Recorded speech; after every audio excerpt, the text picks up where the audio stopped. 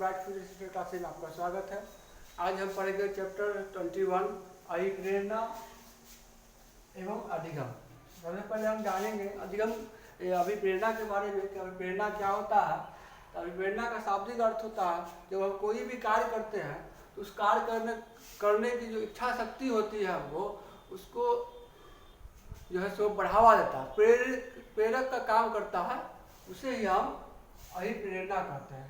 या किसी भी चीज़ को सीखने का जो है सो एक रास्ता दिखाता है। किसी भी कार्य को सीखने के प्रति जो हम सीखना चाहते हैं उसमें जो है सो अभिप्रेरणा क्या करता है, एक प्रेरक का कार्य करता है। किसी न किसी रूप से हमें एक रास्ता दिखाता है और प्रेरित करता है उस कार्य को करने के लिए।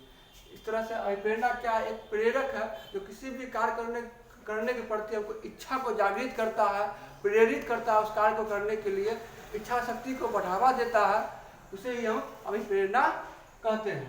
अभिप्रेरणा से हम किसी भी कार्य को सफल कर पाते हैं। तो यहाँ आगे आपको सिद्धांत, अभिप्रेरणा का कुछ सिद्धांत है जिसके बारे में हम पढ़ेंगे। मूल प्रवृत्ति का सिद्धांत, इसके बारे में पिछले कक्षा में हमने पढ़ा था। इसको प्रतिपादक मैकडूगल ने किया था। और मूल प्रवृत्ति का सिद्धांत जो है सब्जेक्ट से रिलेटेड है, ये आप जानते ही हैं। उसके बाद है मनोविश्लेषण का सिद्धांत, इसका जो है सिगमंड फ्रॉइड ने प्रतिपादक किया था। और उसके बाद अंटनार्ड का सिद्धांत हॉल ने किया था प्रतिपादन। उसके बाद प्रोत्साहन का सिद्धांत जो बोल्स तथा कॉफमैन ने किया था। उसके बाद शरीर क्रिया का सिद्धांत मॉर्गन ने किया था प्रतिपादक इसका। अधिगम का सिद्धांत कर्ट लेविन ने किया था। तो ये आपका 6 सिद्धांत हो गया अभिप्रेरणा का, जो अभिप्रेरणा से जुड़ा हुआ सिद्धांत है।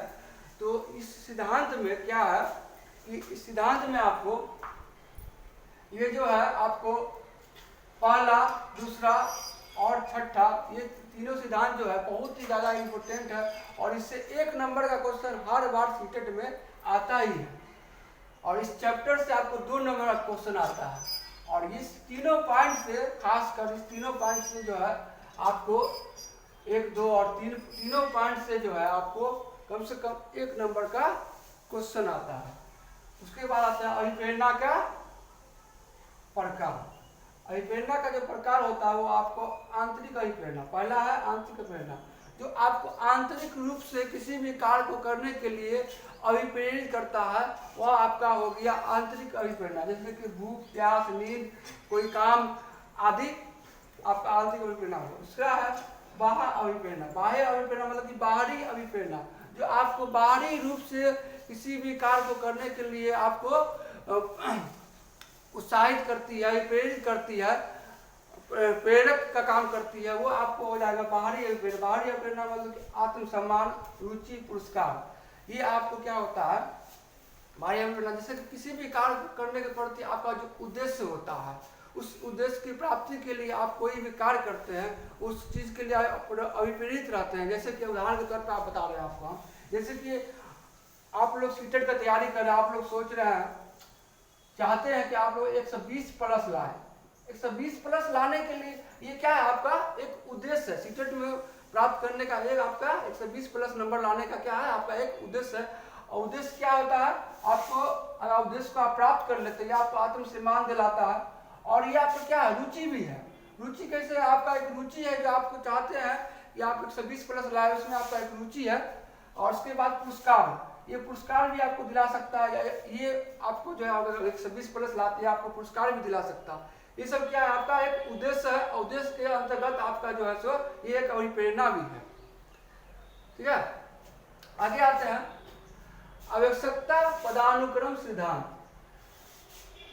इसके प्रतिपादक है अब्राहम मैस्लो। इन्होंने 5 विकासात्मक मॉडल दिए हैं और बाद में इन्होंने फिर 3 को ऐड भी किया। 3 विकासात्मक मॉडल जो है फिर ऐड भी किया, लेकिन यहाँ 5 के बारे में पढ़ेंगे पहले। आवश्यकता के जो है सो कई स्तर है जीवन में। आवश्यकता के कई स्तर है जिसको व्यक्ति को आवश्यकता को प्राप्त करने के लिए प्रयत्न मतलब कि करना चाहिए। उसके बाद है इसका आवश्यकता जो है सो कई स्तर, उसमें से 5 स्तर के बारे में आपको या 5 मॉडल के बारे में आपको बता रहे हैं। पहला आधारभूत आवश्यकता। आधारभूत आवश्यकता में आपको रोटी का अपना मकान जो होता है उसको जो मूल आवश्यकताएं होती हैं उसके बारे में बताया गया। उसके बाद सुरक्षा, अब उसके पास तो रोटी का अपना मकान हो ही गया रहने के लिए, अब उसके सुरक्षा भी तो चाहिए, जीवन की सुरक्षा, कहीं आने जाने की सुरक्षा, एक तरह से खुले जीवन जीने की सुरक्षा।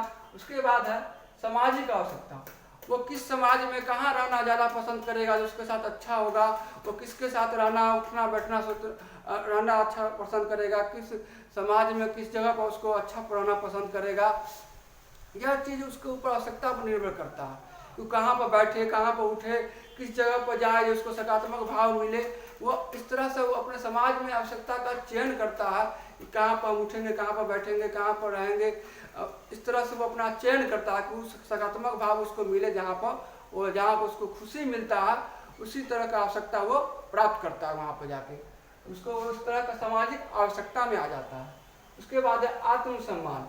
आत्मसम्मान एक तरह से दिखावा भी होता है, दिखावा के रूप में वो आत्मसम्मान हासिल करना चाहता है, किसी को दिखावा के रूप में किसी के साथ मदद करना, किसी का मदद करना दिखावा के रूप में, ताकि उसको लोग सम्मान समझे, सम्मान का अधिकार समझे, उसको समाज कल्याण का कार्य करना, दिखावा के रूप में सामाजिक कार्य करना, ये सब क्या हो गया, ताकि आदमी या कोई व्यक्ति उसको समाज का कल्याण कर कार्य करते हुए देखे, दिखावा का कार्य करते हुए देखे, तो वो उसको समझे कि वो अच्छा व्यक्ति है, उसको सम्मान मिलना चाहिए, आत्मसम्मान मिलना चाहिए, वो आत्मसम्मान का भागी है।